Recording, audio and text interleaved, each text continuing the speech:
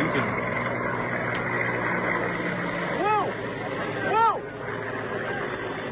ኢየሩሳሌም አቅራቢያ በሚገኝ አንድ ቦታ ላይ ነው እንግዲህ ትራንስፖርት የተደረገ የነበረ ወር ደግሞ በሌላ ሄሊኮፕተር ተጭኖ የሄደ የነበረ UH-60 ብላክ ሆክ የተባለው አሜሪካ ሰራሽ ሄሊኮፕተር ከሄሊኮፕተሩ አምልጦ ሲወድቅ ያየ ነው። ከተከሰከሰ በኋላ የተነሳ ፎቶ ነው የምትመለከቱት እዚህ ጋር ማለት ነው። ኢየሩሳሌም አቅራቢያ ነው እንግዲህ ይሄ መከስከስ ደግሞ ያደጋ ተፈጠረ የተባለው። የሄሊኮፕተር እንግዲህ የሜንቴናንስ ችግር እንዳለበትና ከአንድ ቦታ ወደ አንድ ቦታ በሌላ ሄሊኮፕተር ታግዘው በሄሊኮፕተር ጭነው እየወሰዱ ባለበት ሰዓት ነው እንግዲህ ኬብሉ ይበጠስ ሰው አውቆ ሪሊዝ ያደርገው። እስካሁን ድረስ መረጃው ግልጽ አልተደረገም። በውስጡ ምንም አይነት ሰዎች አልነበሩም። ምንም አይነት ሰው ላይ ደረሰ ጉዳት እንደሌለ ተነግሯል።